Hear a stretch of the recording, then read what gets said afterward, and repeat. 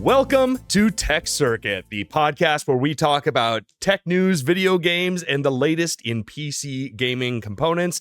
I'm Ben Tibbles, and with me, as always, is the indelible David Lee. And that was our theme song by Troy Goss, aka DJ X Sub N.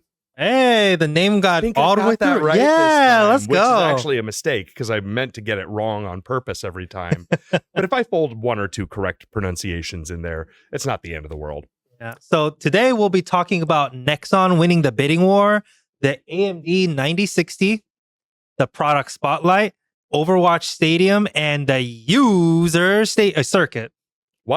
User circuit. Let's dive right in. Because I don't know a ton about, I've heard about it, but I don't know a ton about this first topic. Let's talk about the Nexon bidding war. What is it? What's going on? So, these are Korean companies that bidded in the war to release the next new Blizzard game out there. Oh. And these are Korean companies that I am intimately familiar with, being as I'm Korean. And so Nexon was the company that I saw growing up, I was growing up playing all of their games. And so when I saw this on the news, I was like, this is it. Okay. So Blizzard is having two new games. They're releasing a new StarCraft game, which is great. Mm-hmm. You know, it's usually like a long period of time before the next StarCraft game. And then they're also releasing an Overwatch game that's mobile that I'm kind of concerned about, but also very curious. Yeah. Do we know anything about this mobile game? Is it going to be basically just Overwatch but mobile? Or is it going to be, because as we're going to talk later, they're experimenting with some new game styles. Yeah. So do we know anything about this mobile game? So there are rumors that it's going to be a MOBA game. And this mobile game was called during the bidding war Overwatch 3, right? And so there's a lot of different aspects, directions that it could be. So Krafton, Nexon, NCSoft, Netmarble, those are the four companies that really bidded in it. And they have very different kinds of game styles. And they were just pitching and bidding and trying to get all these things. And Nexon finally won with the distribution rights to Korea and Japan. Okay. And then they'll release it, help release it globally. It's interesting. I didn't know the name Nexon, but I did play MapleStory. Not for a long time because I got stuck in an area that I was not the right level for and I couldn't get out, and then I gave up. But I enjoyed MapleStory. I love the artwork. I love that type of gameplay, and so this is exciting. It's cool to see. I think actually we have a video. Oh, I should have gone over to this already.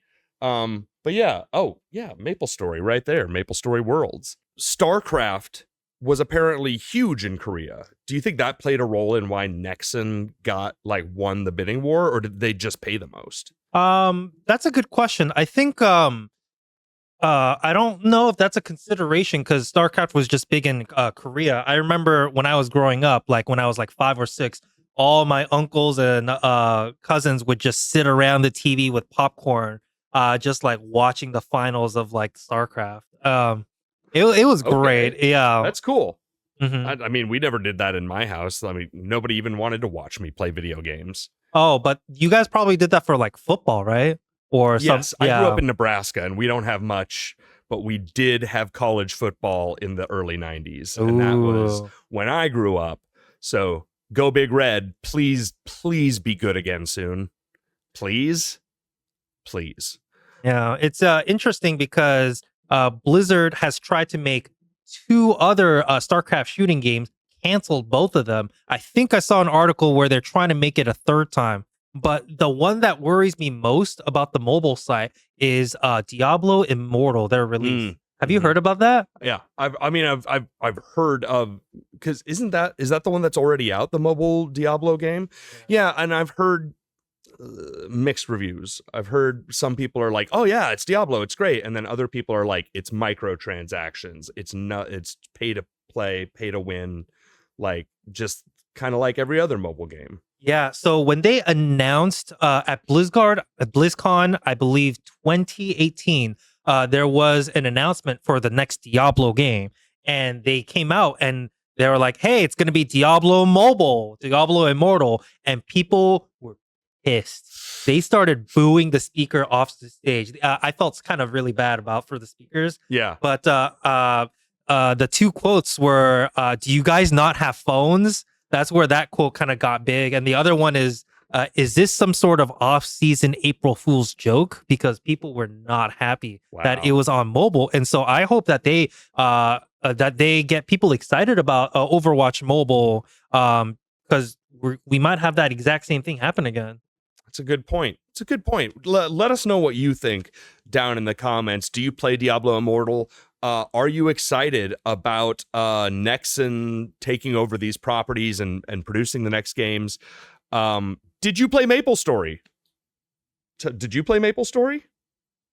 Yes, my IGN was Minnie the Thief, but it was spelled like the wrong thief, and so because I misspelled it. It was I before E, or yeah.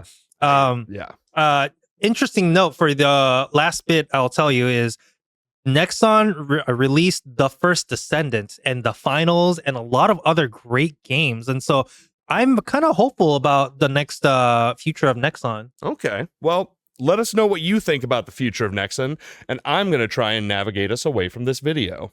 Moving on to our next topic, the AMD Radeon RX 9060 graphics card.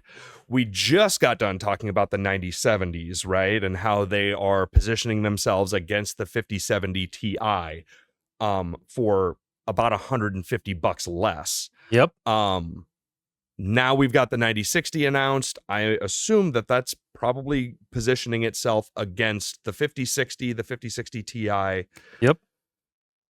What do we think? I mean, it's there. We assume that it's going to be announced at Computex. Yes. Yeah, it's got to be the most aggressive pricing. It's got to be extremely competitive because AMD lost the market on the highest edge of graphics cards. Right? Mm-hmm. They're not competing with the 5090 anymore, No. and barely maybe with the 5080. Depends who you ask. Right? It's a whole nother topic. I'm asking you, what do you think out there in podcast land?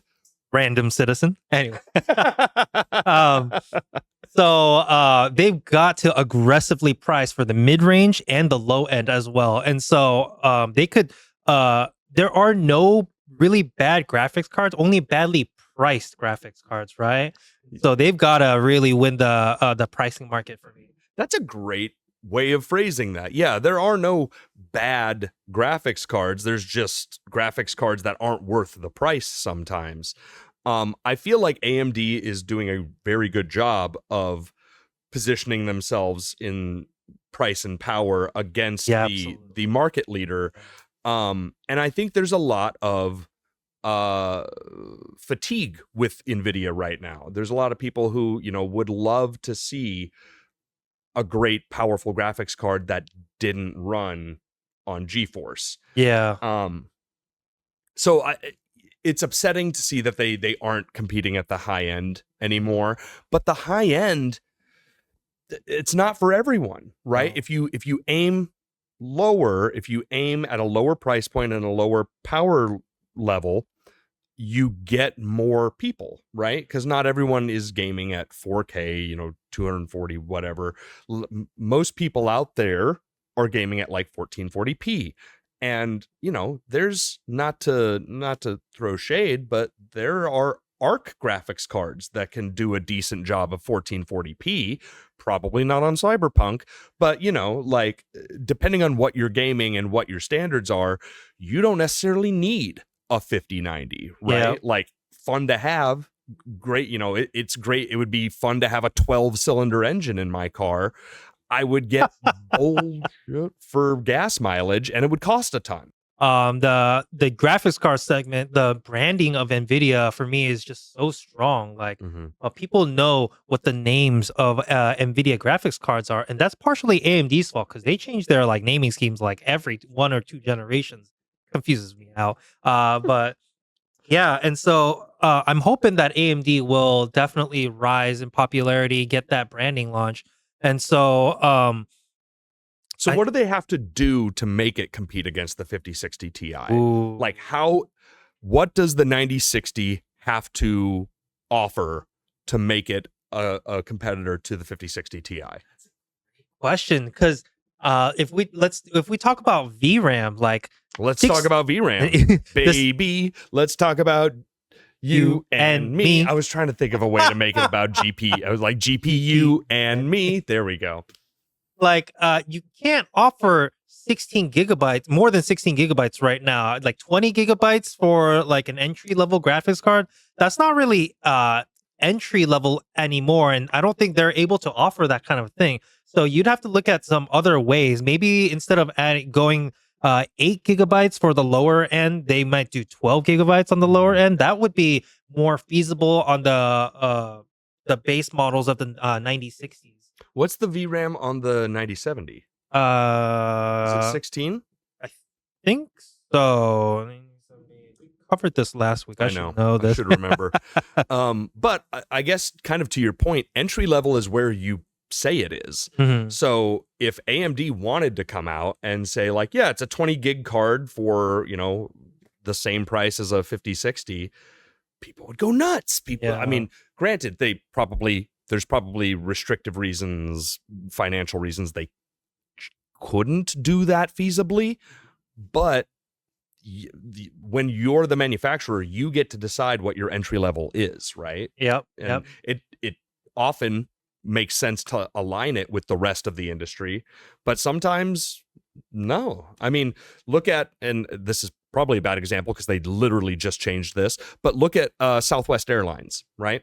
Southwest Airlines was a budget level airline, but their big hook, their big thing, besides the you wait in line and choose your seat when you go in, it's chaos. The other thing was 2 free check bags. Every time, or at least 1 free check bag. I think it was 2. That was huge. I take now that. That's gone. Yeah. So that level of the entry level was there for so long, and it was a draw for them, and now it's gone. So this is just all to say, if AMD wants to compete at the lower level, push the lower level up. Yeah. I don't disagree with that. That's a good topic. Well, good. This guy. Jeez Louise. All right, guys. We're going to move on to our product spotlight. We got 2 cool products to talk about. The first one today is the Wolfbox MF100 cordless air duster. This thing is great for you PC people out there, but it's good for everyone. I mean, you can use this to blow snow off your car if you're in a place where it snows. I'm so sorry. I had to move away from snow. I hate snow. Really? Oh God, I hate it. It gets everywhere. Oh, I bet. The women, the children. I can't remember all of the Star Wars thing. I hate sand. But it has a 150,000 RPM speed, 3 speeds to choose from, pushing out up to 185 mile per hour. That's or crazy. 70 cubic feet per minute of air pressure. That is very powerful for a little handheld, rechargeable 6,000 milliamp hour battery with that converts to about 100 minutes of continuous blowing. Don't know a better way to say that. I would use this probably for my keyboards. I have a little keyboard collection, and they get so much dust. I have to take the keycaps out, blow them out, get the dust out of my PC. This would be not bad. I would keep this in my car because my car is a disaster. It also has 5 different that was a much louder clap than I meant it to be. 5 nozzles for different uses, and the whole thing charges in about from complete dead battery to full charge in about 2 hours. Oh, look at that. USB-C charger. It's a great product. It's at a very decent price right now. And I know many of you out there have keyboards, have those electronics that you need to clean out, have PC towers that you need to dust screens you need to clean. This is great for all of that. So check it out. We will have a link to it in our YouTube and in the podcast. Go check that out. Great product. Next up, David, I want you to take this one because it is cool. Doom. So So just when video game prices are going up and up and up, we're offering them when they're a little bit down. So use the promo code DARKSAVE to pre-purchase Doom: The Dark Ages for $10 off both the standard and premium edition. When I saw this, I was like, I asked them, can we please offer this on our podcast? Because this is a great deal. When Nintendo says games are $80, this game's going to be $60. And it's a AAA game, beloved IP. Great. I haven't played a Doom game in years, honestly, since like Doom 3 legitimately scared me and I put it down because you couldn't have your flashlight and your gun out at the same time. Oh. God, that made me mad. There were mods that were called duct tape, and it just literally taped your flashlight to your gun. Wow. That's like, yeah. Yeah. There are guns with flashlights on them now. That's not future tech. But Doom Dark Ages looks sick. I've been seeing some of the weapon demos and previews online. My favorite so far is I think they call it the chain ball or something, and it's basically just a launcher with a giant spiky metal ball. Ooh. And it just launches it out, and then you crank it back on a chain. Oh and my. launch it again. I need to go watch that. So it's like it's one of those weapons that's going to be like it hits hard, but it takes forever to reload because you got to like reel the ball back in. So wow. It looks cool. I've been playing Doom since the original. I even played Chex Quest. You ever played Chex Quest? It was a video game that was put out by Chex Cereal. It was free. You could get it with your Chex on a CD, I think. And it was basically a reskin of Doom. Oh. It was, you played as like Captain Chex, and you had to go around killing these things that were, or like zapping these things that were called like, I don't know, boogies. They look like boogers. But then you got lots of different like zappers that never shot a gun, but they all had like that old Looney Tunes like antenna that would be like, and then they'd be like, ah! And it's fun though. Like, how many times did you beat the game? Oh, many times. Because it's fun. It's a legit fun game. Like, go look up speed runs of Chex Quest, and it's really entertaining. And it is like basically just Doom. Credit where credit is due, or cereal where cereal is due. Yeah, absolutely. Checks it out. Okay. I know this guy. This friggin' guy. All right, everybody. Last topic, Overwatch 2 Stadium. Yeah. So I know that there are a lot of, what's the word I'm looking for? Degenerate League of Legends players. That's the what I'm looking for, who are excited about this game. But I also know other people who may or may not be recording this right now, named Nico, who thought it was dumb. So what do you think, you degenerate? This is I believe, the next generation of hero shooters over objective-based hero shooters, I have to say. This is incredible to me because it has like an item shop where you get to make your build during a match and go have at it like over an objective, and you get to see what the enemy is building, and you have to plan around that. It just adds such a new depth to the game that I believe is just easily the next evolution of shooters. Like, it's such an easy shooting for me. When I saw it, I was blown away. I was playing it last night. I was playing it the day before. Like, it has me hooked. I mean, it's a tried and true. You're blending two tried and true genres, right? Yep. There are a ton of League clones and knockoffs and style of game, and then Overwatch is kind of, until very recently, the gold standard of its genre. So blending those two does make a certain type of sense, and I'm glad to see that there are League players who are excited about it. I'm interested to see how, because I assume you play Overwatch as well. Yeah. I wonder how people who are more Overwatch focused feel about Stadium, because, right now everything's Marvel Rivals. It's winning the battle between the two games, and it has better IP. It has bigger IP, and it has real world tie-ins, right? The Fantastic Four movie is coming out soon. The amazing skin designs. Not only do you have like a ton of characters, you've got characters that have been around for decades that have gone through, countless iterations. Now each of those could be a skin. There's a lot that Marvel Rivals has going for it. Is a new game style enough to keep Overwatch relevant? Ooh, you just asked. I did. I asked. That's what I do here. I'm not scared. This is independent media. So I don't think that qualifies actually, but the problem with me for this one is it's also the developers on Blizzard's side, because we've been asking them for years, give us hero bands, give us these skin prices are insane, yada yada yada, and they did absolutely none of that, right? And they were there like, oh yeah, we hear you, oh yeah, blah blah blah. They were just kind of like, yeah, right. And then Marvel Rivals comes out, and everybody just migrates over, and Blizzard's like, oh, right, I can't, I can't say it. You can. We'll just bleep it out. Oh, okay, right. Oh crap! Like, what are we? Oh shit. Is what they said. And then they shit their pants. They did shit their pants. And they pooped in the bed a little too. I said pooped on that last one, but so what did they do? They released Doki Watch. They released Gundam X Overwatch. Oh my god. They released a new game mode. They released hero bands. Like I was blown away.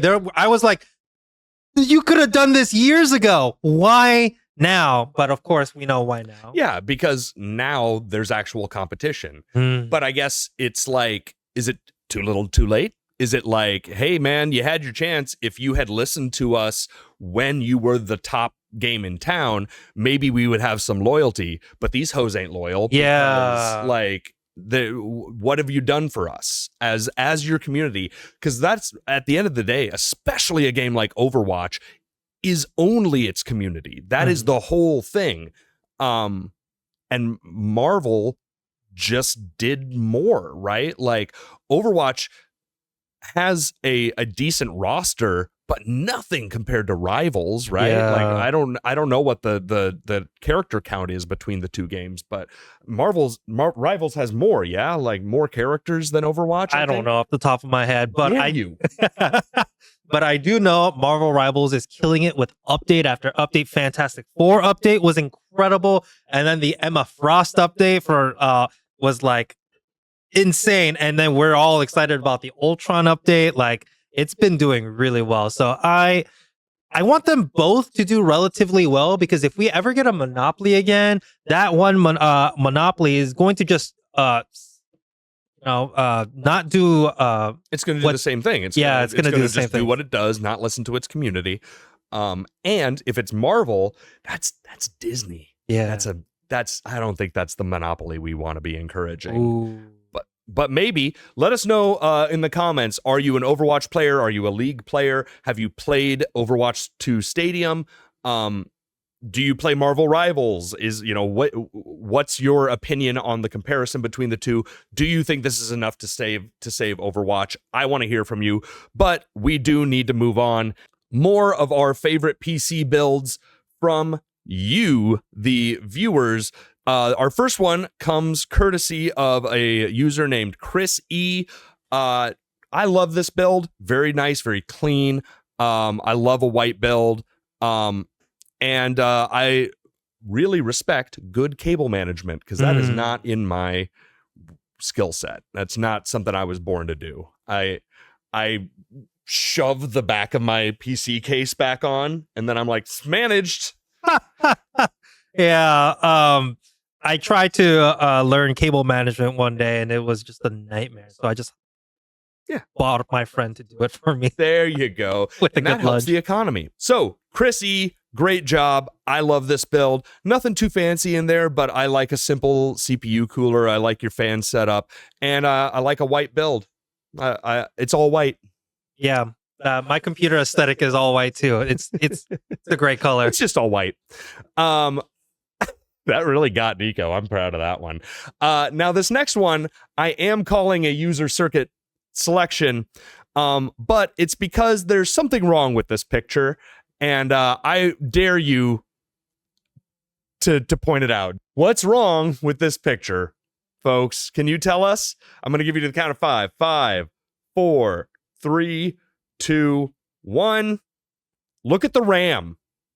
My heart. Look at the RAM. My heart. First of all, 2 different types of RAM. Don't do that. Don't do that. Get, if you, as much as possible, get the same RAM, because you're only going to go as fast as the slowest RAM. Secondly, don't put the RAM sticks next to each other. You have to A1, A2, B1, B2. Right? Yeah. Devin H, I do like this build. Figure out your RAM, friend. That hurts my heart. It's something. All right, moving along. We had a lot of great comments from our viewers this week. Probably our number one commenter, though, is and he tells me right here, Razir. Thank you, Razir. More publishers should follow in Bethesda's footsteps with these surprise releases. It's great for those who are impatient and eliminates the need to announce a delay if that becomes necessary. That's a great point, although, announcing ahead of time does allow you to build hype. So I wonder what the Oblivion sales would have been like if we would have had a month or two of build up to the release rather than just dropping it. I guess the world may never know. Efficiency matters more for mobile battery life concerns, of course. There's always a spot to be found between price and performance, and I think AMD is finding that really well. And then Christoph Samuel Alcala says, wait, we're on the 50 series now? Hold up. I still don't even have a 1550 yet. I mean, freaking awesome, but bro, that stuff is moving way too damn fast. I mean, that's technology, baby. That's what it does. Like that, it just moves. And now that AI is starting to help us develop tech faster, it's only going we already faster. Thought was like a perfectly vertical line it's gonna start betting back on itself. We're gonna start inventing things in the past. And then Jordan Thomas Da Silva says, I'm going to keep following you guys purely for entertainment purposes. Well, for entertainment hey, purposes. Jordan Thomas Da Silva, you entertain us as well. And I appreciate you. And I appreciate all of our users out there. But now I do have a segment that I call the loser circuit. And these are people who aren't people. These are bots. These are bots that comment on our stuff. And the bottom 2 are in French for some reason. I don't know why. But the first 2 are always bots that, first of all, their pictures are AI generated to look like someone's behind, but they're not. They're couch cushions. I looked very closely. I didn't. No, I know. Yeah. Rep Andrew Michael replied to Joseph Peterson, we extremely apologize for the challenges and for the challenge encountered. Customer relations haven't forgotten about you. It wasn't our intention. Kindly follow on WhatsApp via DM or click the link below. Don't do that. Don't click that link, because that's not a person. And in fact, if you look closely, that's an Amazon logo. So it's definitely not a Newegg rep. So don't fall for that. And then also Kelly Gibbs says, Boosteroid is the perfect solution for gamers who want flexibility and affordability. No, it ain't. No, it ain't. Don't download Boosteroid. There is no program out there, no PC improvement program out there that is going to improve your PC's performance. The things that you would need to do to improve your PC's performance, like overclocking your CPU or enabling XMP for your RAM, are things that only you can do. No program is going to go in and do it for you. So don't get Boosteroid. Don't get any PC booster software. They're all just going to slow you down. It's garbage. Kelly Gibbs, shame on your butt. Okay, everybody, that's another tech circuit in the can. thank you so much for joining us. As always, remember that you can find us on Blue Sky and X at Tech Circuit Podcast. Just give us a search, or find us on YouTube at Newegg Studios, and let us know what you want to hear us talk about. Let us see your PC gaming builds. I still didn't see anyone's PC gaming desktop. I want to see that. But we'll catch you next week, everybody. I'm Ben Tibbles. I'm David Lee. And we'll see you next week. Have a good one.